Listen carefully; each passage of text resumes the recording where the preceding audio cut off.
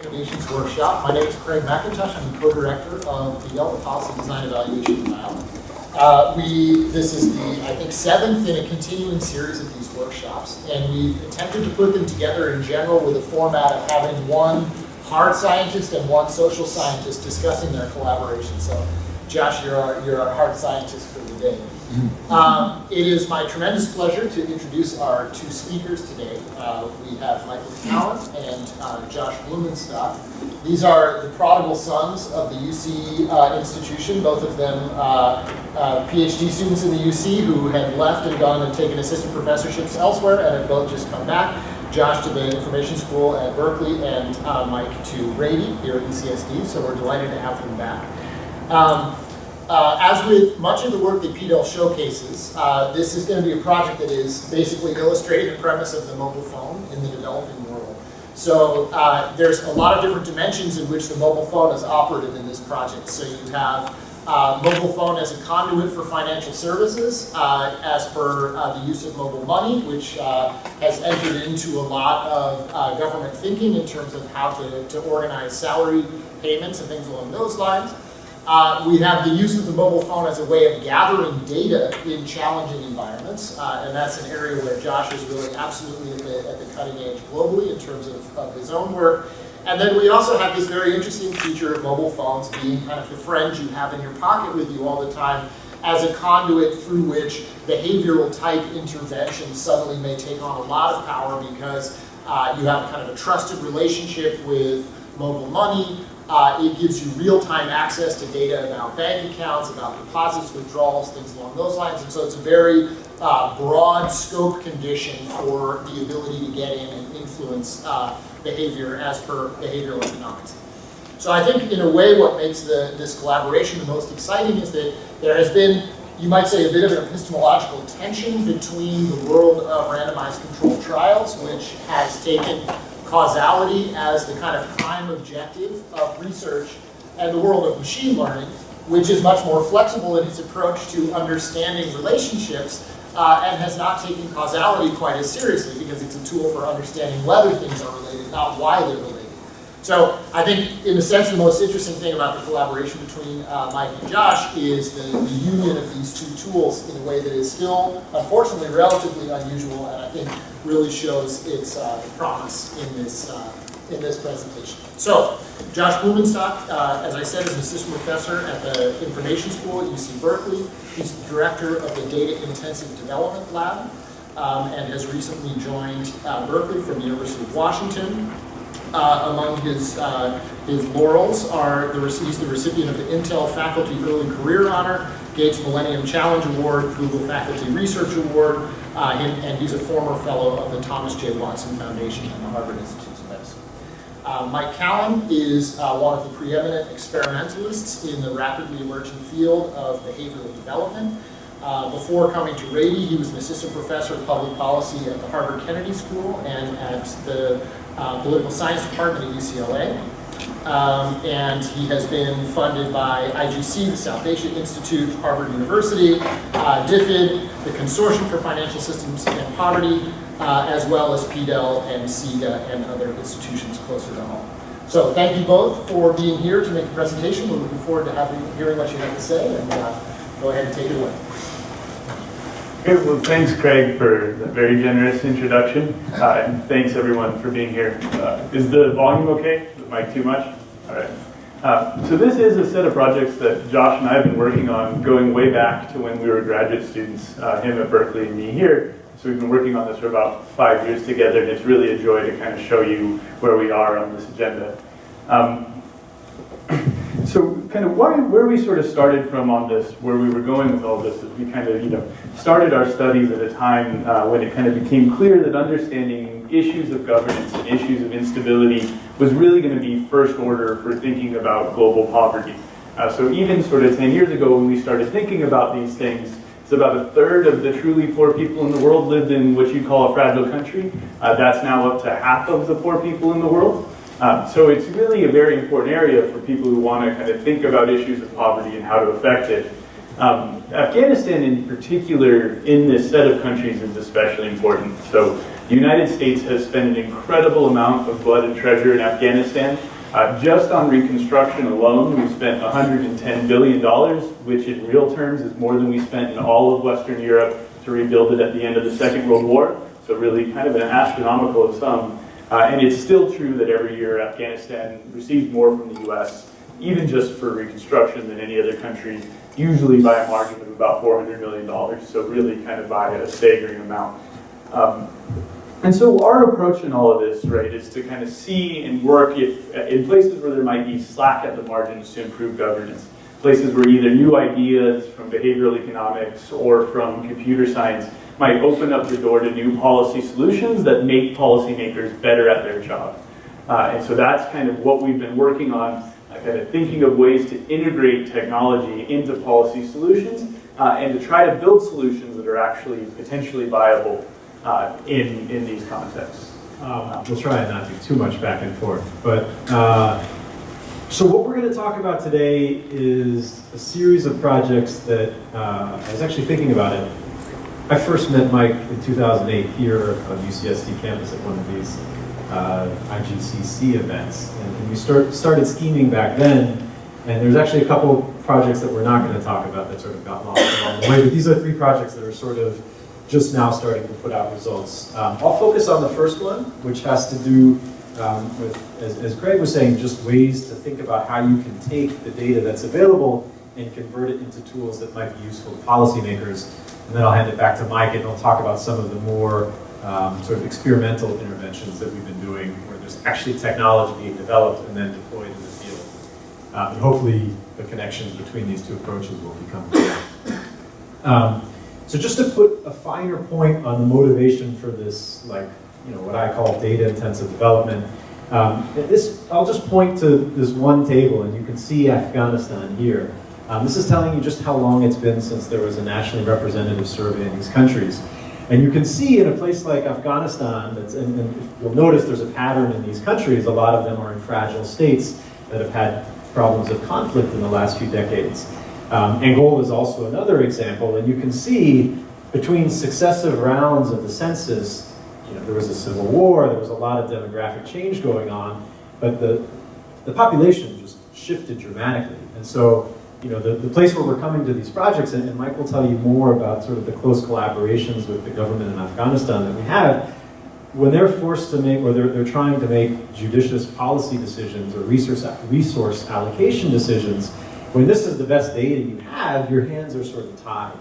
And so we come to this saying, well, we live in a place where we have all of this reliable information. There's still problems with the policy that gets made, but tens of billions of dollars are getting spent on the census every 10 years, not to mention what's coming out of the BLS and the IRS, sort of quarterly, weekly updates. But flashback to this table, 71 years in Lebanon, 35 in Afghanistan, since they've had any sort of nationally representative household survey data. This is just another way of saying the same thing. This is showing you a map of Africa and telling you how many nationally representative surveys there have been since 2000, and you can see there's these big splotches where there haven't been any. And so, I come from a computer science background, and my computer science colleagues say, well, why don't we just take all the data on Twitter or all the Google searches? And what about that cool study in Spain that showed that tweets could tell you the unemployment rate in different regions, or something similar in the UK or Portugal? The problem is when you look at Twitter use in a place like Afghanistan or Northern Africa, there's just no data coming. And so these sort of methods don't really work. And then I think a common thread in political science and economics recently is to say, well, what about this nightlights data, right? We know that places that look bright from satellites in the evening, at night, tend to be wealthier. And that's true, especially if you're interested in the differences between urban areas and rural areas. But then again, if you look at, say, Nigeria, and you look at the nightlight coming from most of the country, it's just like a big black hole. And it's just not good at getting sort of differences between ultra-poor and semi-poor and poor. It's really good at getting differences between urban areas and rural areas. And so there's a lot of work showing that stuff like nightlights don't really do a good job. So when you're thinking about places like Afghanistan, there's really two sources of data that seem to have a lot of valuable information. The first is mobile phones, and it's going to be the focus of what we talk about. And in Afghanistan, the best numbers we can find are somewhere around 74% of the adult population has their own SIM card and a phone. It's a little bit lower in sub-Saharan Africa, a little bit higher in developing countries in Asia. And the other data set that we'll bring to bear just a little bit, it's not going to show up too much today, but is the increasing sort of fidelity of satellite remote sensing technology. And it's sort of incredible that now every populated spot on the surface of the Earth is photographed by satellite every day. And so as researchers, we can get access to this data and think about whether you can use this to measure things like vulnerability and poverty. Oops, sorry. Let's get this off. So the sort of data that we're going to use in these projects is generally collected by the mobile phone operators, so sort of like the AT&Ts of Afghanistan. This is a map of Afghanistan. This is showing you sort of a day in the life of the mobile phone network of Afghanistan, and you can see the strong connections between the known sort of economic centers of the country. And so the sort of stuff we're going to do, and what I'll talk about, is how we take that data and use it to try and infer characteristics of different regions in Afghanistan. And Mike will talk a little bit more about how we're using this to try and tamper down on corruption and track payments. And the point is there's really, really rich data that's being collected sort of passively by these operators, by these agencies, without sort of the typical billion-dollar census-type investments that are required to get the data that social scientists are more used to working with. So the basic idea behind this first study that I'm going to talk about is to take these digital trace data. So these are anonymized mobile phone data that track people's mobile phone calls, SMSs, and then connect it to sort of normal survey data, right? So the idea is we have a person's phone data, we connect it to survey data, and then we try and figure out the extent to which we can model one using the other. And I think a natural question here to ask is, can mobile phone data really be used to estimate welfare or estimate poverty?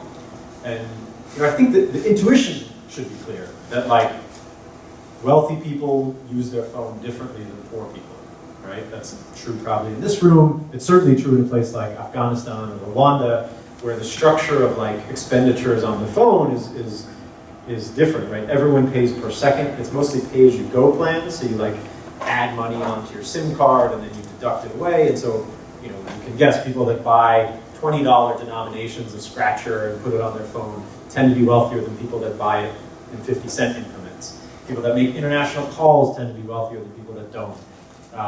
And because it's only caller pays for the phone call, people that tend to make more calls than they receive generally tend to be wealthier than people who receive more calls than they make. And so, the question, and I won't go too much into the details, but this is the basic data, right? Anytime an event happens on the network, like that animation I was showing you, this is the raw data that feeds into it. You have a calling party ID, a receiving party ID, and then a timestamp, and then some basic information on the time and the location of the two parties when the call was made. And so the question is like, what is really in this data, and can we take that and use it to actually predict wealth, rather than just saying, if someone's sort of wealthy, or we expect this person to be sort of poor, to actually say, well, we expect this person's annual income to be $5,000 or $6,000, and what's the degree of error that we have in these predictions? Suffice to say that, this data looks pretty simple, but there's really, really rich information captured in it. From just like the rhythm of phone calls, and you can imagine that people that are making like regular calls between 9 and 5 might work in certain jobs, or the mobility information. So we see the towers that the person visits over the course of their day.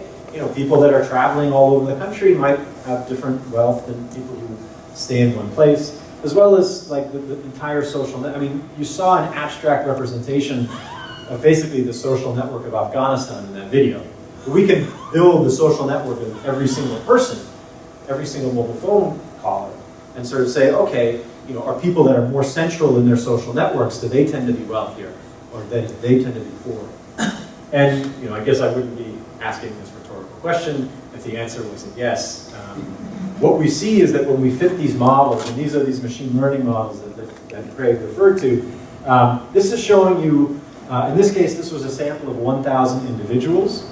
And so for each person, we know their actual wealth because we called them and asked them a series of questions that allowed us to ascertain roughly how wealthy they were using sort of traditional survey methods. And then we take the mobile phone method, sort of coupled with these machine learning algorithms.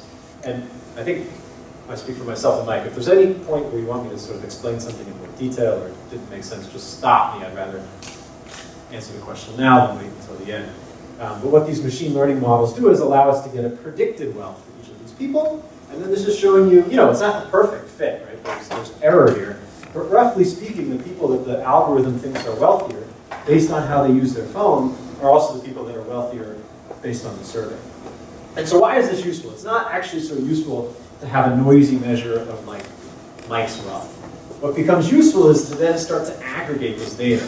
So what I'm showing you here, this is a map of, in this case, Rwanda, where each of these little cells corresponds to like a cluster of 5 people.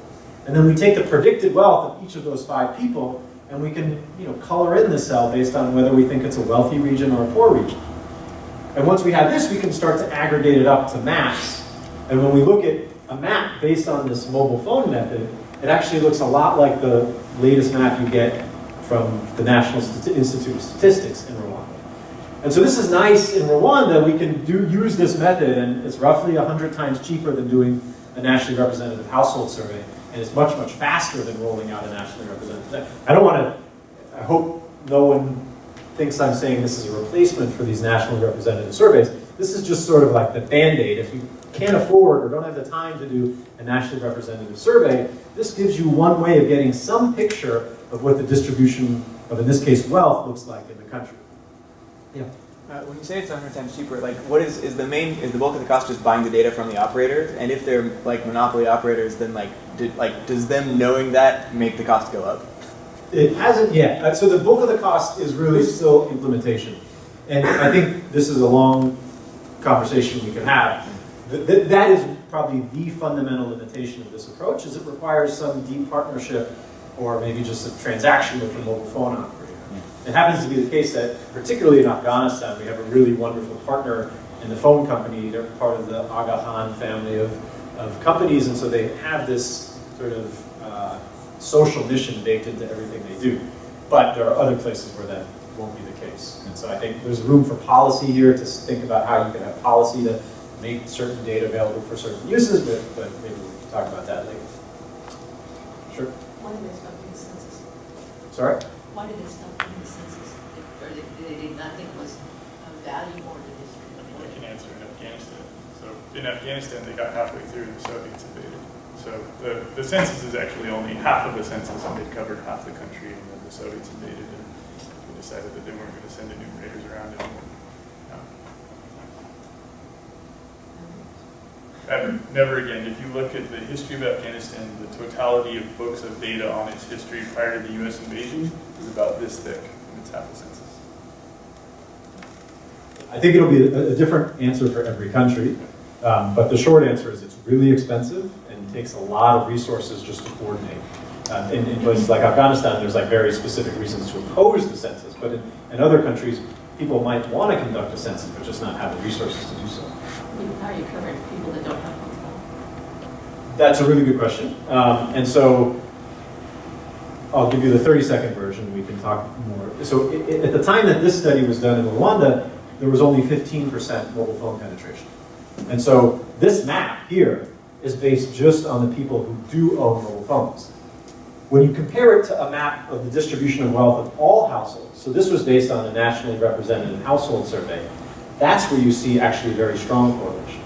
So in this case, it doesn't actually matter that we don't observe the people who don't have phones, because the patterns of wealth, basically the ratio of wealth between phone owners and non-phone owners was constant across the country. Again, in other countries, this might be more of an issue. Okay, so let me just spend 2 minutes on sort of the current state of this study in Afghanistan, which is to say that I think policymakers get excited about this possibility. They're like, oh, this gives us one way to get interim official statistics, right? It's not going to replace our national survey efforts, But if we just need to get a quick and dirty estimate of where wealth is and where poverty is, this gives us some sense. But what we're really excited about is being able to do this over time.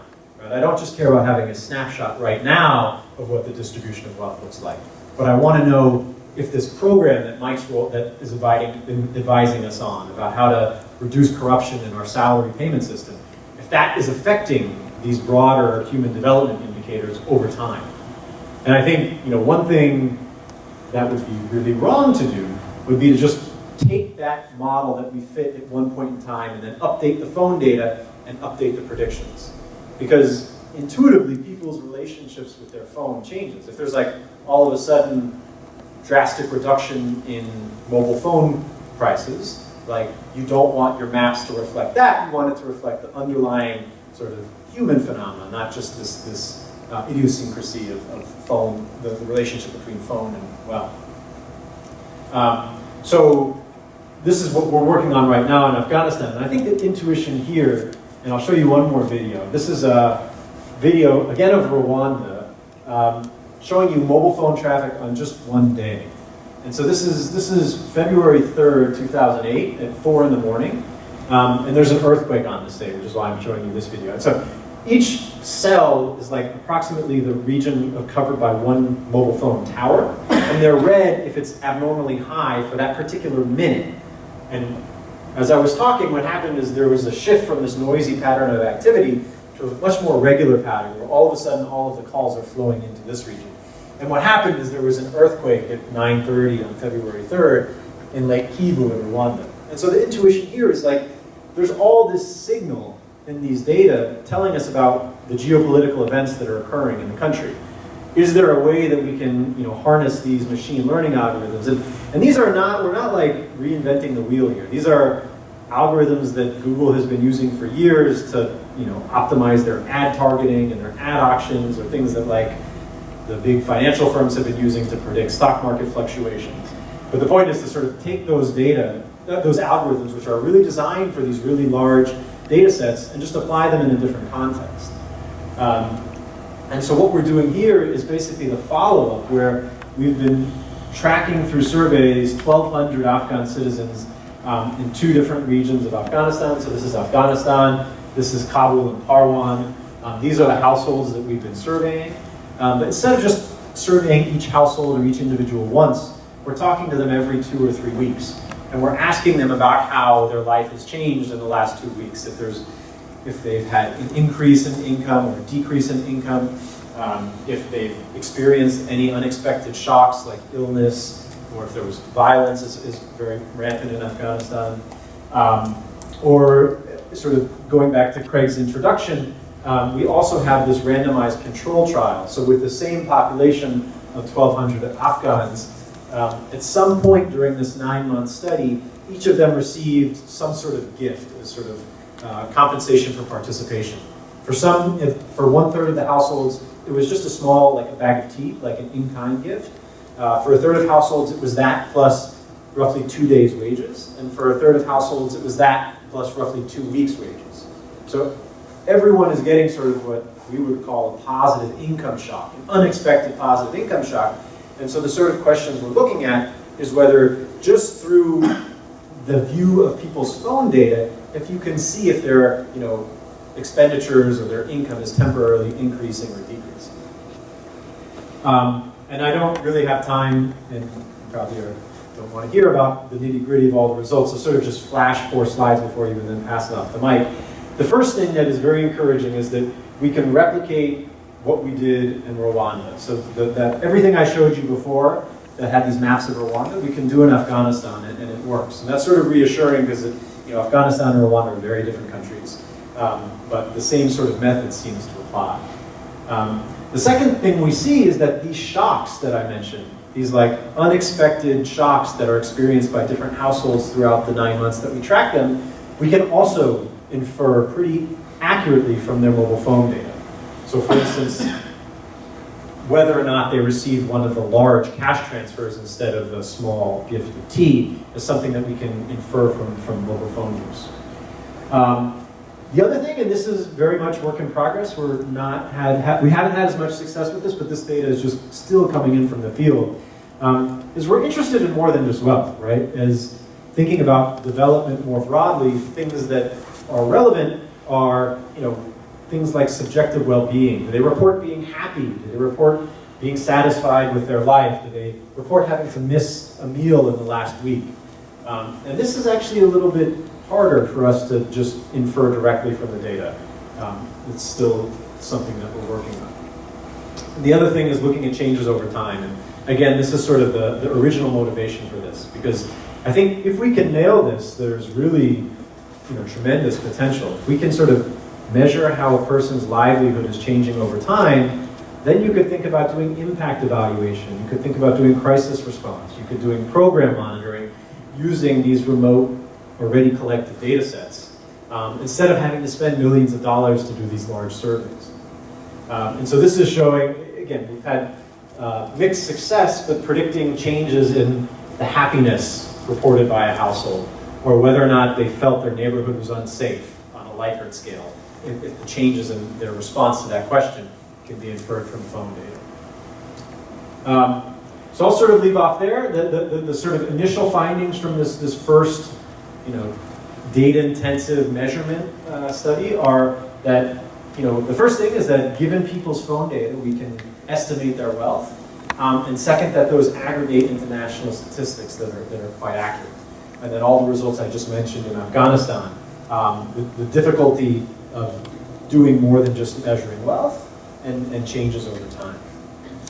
Josh, can I just ask, on that slide where you were showing the prediction of shocks, did I read that correctly, that you're getting it like 96? Yeah, Greg's always the sharpest eye. So we're extremely accurate, but accuracy is not the right metric, because most people don't experience shocks.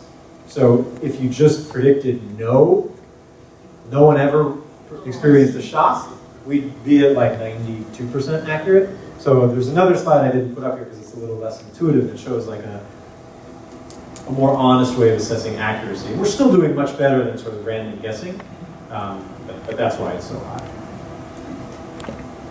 Okay, let me pass it on to Mike. Okay, so I will talk about the remaining two projects that Josh and I are jointly working on. This project is kind of very much a work in progress in the sense that we're sort of living and breathing this thing every single day, engaging with our policy counterparts and really trying to implement it. It's certainly the most ambitious project and program I've ever been involved with, and kind of causes us to wrestle daily with bureaucrats who would rather we're not fighting corruption in Afghanistan. So Afghanistan is an incredibly corrupt place, a little bit less so than it used to be, but taking a subjective measure, it's 167 out of 186 countries in terms of its ranking of perceived corruption. Our big commitment, or one of the largest commitments the United States has made to the future of Afghanistan, is to continue to pay government salaries, especially police and army salaries, and that commitment is just enormous. So it's somewhere between $2 or $3 billion a year, depending on how much they think the Afghan government themselves are going to be able to pick up the tab. But it's kind of a shocking amount of money. And no one really knows, and we could actually give you very gory accounting of just how hard it is. No one knows how many ghost workers are out there. Nobody knows how much of the salaries that are kind of being spent out actually disappear because of corruption. But some estimates are 40%, and we have numbers to suggest in some cases it could be pretty substantial. So this is really a project in two stages. In the first stage, we worked in the Ministry of Labor. That part of the project is all wrapped up. These are 4,000 employees working in the Ministry of Labor, mostly in Kabul. And we ran that as a randomized control trial from October 2016 to March 2017. So the data are very fresh, but we've at least managed to get it implemented. It's now been scaled up completely, and all 4,000 of those employees are receiving their salary via mobile money. I should also, I guess, just so that we're all on the same page, say what mobile money is. Mobile money is just a technology that would allow me to kind of take e-currency, so I could go to a shop, exchange currency from a shop owner, get back some e-float. I could send that through a peer-to-peer transfer to Josh. He could go to his local shop owner and then exchange that e-float for hard currency. And so what we're doing here is that rather having people be paid via electronic funds transfer, so rather than having them be paid through the bank, they're going to be paid instead using their mobile phone. The next stage is the ambitious part. So this is the experiment that we're running at the scale of the entire country. We're going to do this with 260,000 teachers, which is 80% of the non-security payroll, and I'll give you some sense of kind of how much money is at stake there. In the Ministry of Labor, annual expenditure for salaries is about 70% of the recurrent budget, or about $13 million a year. In the Ministry of Education, it's 93% of their recurrent expenditure, which is about $440 million US annually. So if that's at 40%, that's a tremendous amount of money that's being lost to corruption. Okay. We see this program, so we kind of, it is an experiment, and the goal is to kind of figure out where does this afford advantages for employees, where does it create problems, and kind of what are the advantages of taking this approach to paying salaries rather than using the traditional systems. So the first is that it just, similar to what Josh was talking about before, it just creates a tremendous amount of data related to the nature of the transactions and how people are using their money, when they're receiving it, how they're transferring it. It can be linked to their call records as well. So it just kind of builds in and bakes in a tremendous amount of auditability into the payment system that really was absent in the status quo system, and I can show you some data related to that. It can also streamline the the actual payment process itself. So it's not unusual for someone, even in the best of worlds, if they're working in Kabul and they're being paid using the banks, to have to wait a number of days to get their payment. They're paid irregularly. Sometimes payments are delayed by 2 or 3 months. So we're hoping that the automation that comes with mobile money can sort of take those wrinkles out of the system. And the final goal is, in some sense, a much grander goal, which is to use this as the beginnings of a basis for an electronic payment system that could be much more broadly kind of useful in the economy writ large. So mobile money has only really taken off as a platform in Kenya and Indonesia, and now I guess increasingly in Tanzania and a few other countries. But there's really never been an experiment like this one where we're saying we want to make a big push, we want to enroll a huge number of public sector workers into being paid this way and see if this can sort of catalyze the broader ecosystem that's essential to promote mobile money. So we kind of see it as a means of potentially increasing the viability of electronic payments in Afghanistan. Just to give you a sense of sort of the geography and what's viable. So these are data from the Ministry of Education when we plan to work with the teachers. These dark orange areas are districts where everybody is being paid currently using the banks. These lighter colored are where some fractions, usually about a very small fraction, almost nobody, is being paid using a bank. If they're not being paid using a bank, the way that they're paid is so a representative from their district travels to the nearest provincial bank, collects all of the salaries for everybody who works in their district, and carries it back and hands it out as cash. And so just kind of looking at the geography of this country, there's been just only 4% of people in Afghanistan use a bank account. That number has not increased very much over time. And I think the idea that kind of banks are going to provide the infrastructure for a payment system here is just not realistic. Whereas there's a lot of the geography where mobile money is potentially viable, where banks are not. So this is the pitch I make to the finance minister, and I think that this is actually true. Okay, so what was the design of the Ministry of Labor? So this we just wrapped up. This was a pilot just to kind of iron out the bugs in the system, but also to try to get some evidence on whether it worked or not. We worked with 4,000 employees in the ministry.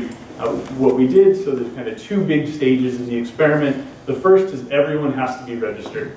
So that has a big advantage, which is every single person that works in the ministry, at least a live body needs to be presented in order to receive that salary. So whereas previously you could just kind of sign up anybody and have them receive a salary, now at least there's one kind of light stage of verification. After people are assigned, or after people are registered, we randomly assign half of them to receive their salary using mobile money, and the other half is going to continue to use electronic funds transfer. Okay. Here is just a simple result. So this is kind of the first post-treatment survey that we have. So this is the question. We just asked, kind of, do you support this system or not? And it seems to be something that's kind of gaining popularity, and there's maybe a bare majority that supports it at this stage. And I think this is at a stage where it still has quite a few problems baked in. Importantly, people who are experiencing it tend to be more supportive. And I'm happy to talk a lot more about kind of the dynamics around this. This is, I think, one thing that was sort of surprising to us. So behind this kind of very basic figure, there's a lot of kind of data extraction that got us here.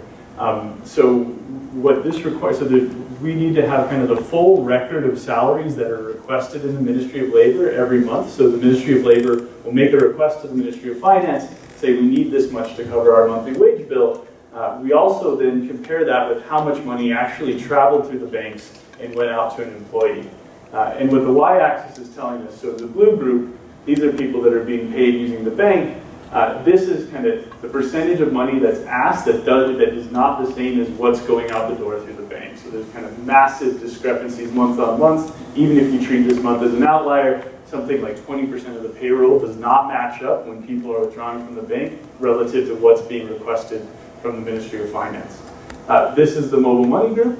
That number is not zero, but what I think is quite interesting and compelling to us is the minute that this starts, so kind of 2 months into the experiment, all of the problems that existed with the banks also seem to disappear. So these data are fresh. We're just starting to work with them, but at a minimum, there were kind of major accounting errors between what was being sent out for wages and what was actually going through the banks. In terms of, so I don't know how easy this figure is to read, but it is potentially a very easy thing to have this be cost effective. And the reason is that wage bills are huge. And so, kind of paying a little bit more to either increase the accuracy of the money that is going out or to reduce the number of ghost employees who shouldn't be being paid a salary in the first place, it becomes very, very easy to have a bit of kind of a cost-benefit analysis that's favorable to something like this. So what we have here, the red line is the actual monthly running cost of implementing a system, where the big costs are the transaction fees that need to be paid to the phone company every month to cover the transaction. And this is basically the running savings that you would get depending, and these are all kind of very conservative estimates of the salary that you would claw back from identifying and eliminating ghost workers from the payroll.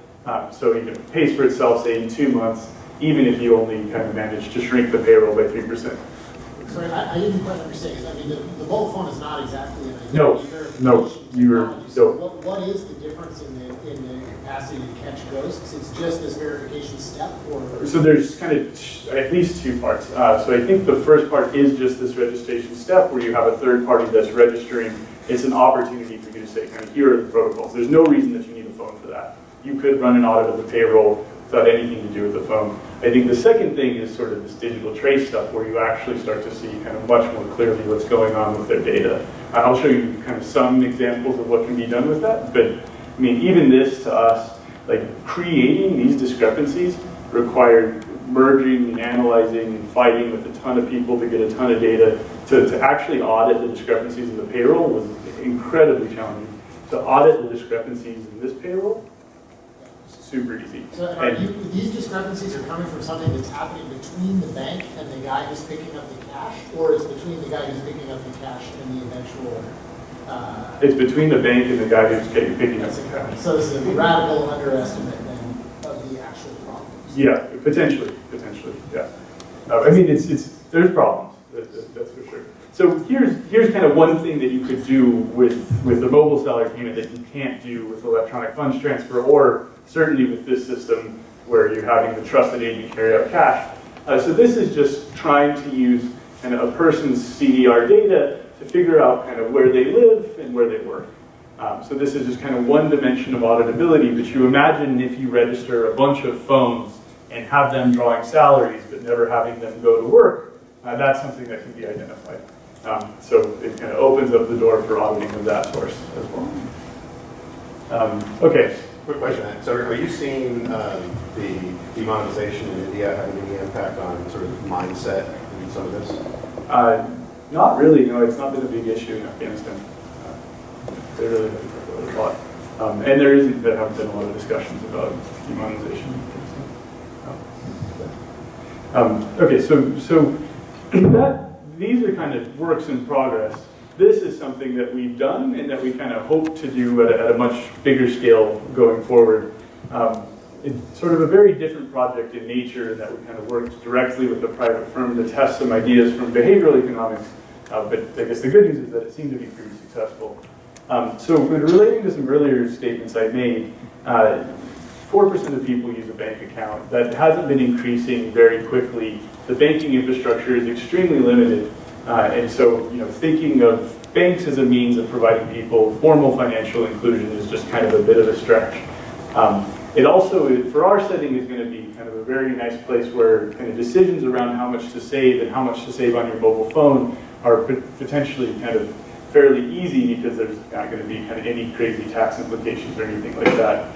An important point of comparison, which Josh made, is that our best numbers say that 74% of adults have a phone, so that's kind of a much larger number than 4%. It creates much broader scope for using this as a base of financial inclusion. This is a project that we work on, a lot of these projects we work on with Roshan. Roshan is part of the Aga Khan Development Network. They launched the second mobile money platform in the world. Mobile money operates like I described. And so, there's a hope that this can provide a means of kind of getting everybody a formal savings account that's available on their phone. And so the idea in this project, we were working with employees at Roshan who had already been paid for about 3 years at the time of the study using mobile money. So the system that we're trying to implement in the government, Roshan has been using for a long time, a number of private firms have been using. And we thought to ourselves that this opens the door for us to take advantage of kind of one of the largest savings innovations in developed countries, which was to have automatic salary withdrawal, and especially to default people automatically into automatic salary deduction accounts. So probably, it is often argued that the biggest insight that has come from behavioral economics for public policy is this idea that there's a tremendous amount of inertia around where you allocate people, and if I enroll you in a retirement savings account, you're going to wind up accumulating money in your retirement savings account, and you may not switch or change your allocation. So we're going to try to do the same thing here. So the product that we created works exactly that way. You can have up to 10% of your salary automatically deposited into the account. It's going to be deposited on payday, and then we're going to provide a randomized set of matching incentives, just the way an employer provides matching incentives on a 401k account. The way the product works specifically, you can withdraw anytime. So you can access your principal whenever you want, but for the period of a 6-month trial, if you withdraw any of the principal from this account, you forfeit all of the incentives. So this is essentially like a commitment savings product. If you make it all the way to 6 months, then all of your matching incentive vests and they're yours to take home. And we wanted to make this a very simple account. We wanted to do that to test some theories in behavioral economics around why these accounts or why defaults have such a big effect. And we did everything we could to make it as easy as possible to change your contribution into this savings wallet. We did this with all of the employees in the firm, so 949 employees is the universe of employees in the firm. And one thing that's very nice for our purposes is we have a lot of heterogeneity in that population. So we have everything from janitors and guards who are making $115 a month, all the way up to senior managers who are making $5,500 a month. And it allows us to explore a lot of these questions related to financial inclusion at very different levels of income. Maybe I'll just interject for 1 second, just to make sure the motivation is clear. So I think what Mike's pointing out is that formal financial systems in places like Afghanistan are basically non-existent, right? There was a news article on that previous slide that talked about how the biggest bank in Afghanistan basically went under because Karzai's brother ran off with a bunch of money. Maybe you know the backstory better than I do. That's exactly right. The news articles. But so really the only game in town right now is these mobile phone operators. And as Mike was talking about in the project with the Afghan government, like hundreds of thousands of people are getting their paychecks through mobile money now. And so the idea here is that one thing that policymakers think has been really successful in places like the US and Western Europe is 401k or retirement plans.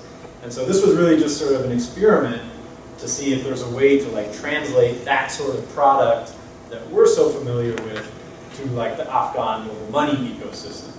And then I think the thought being, if it works, you could potentially scale it up through the mobile salary payment, through those hundreds of thousands of civil servants that are now coming online into the mobile money ecosystem. Yep, exactly. And that was exactly. And this is the first project we did in the series. And it was that was exactly our motivation, was to see if we could have proof of concept for something that's potentially very broadly scalable, that applies an insight that seems to have worked really well in developed countries.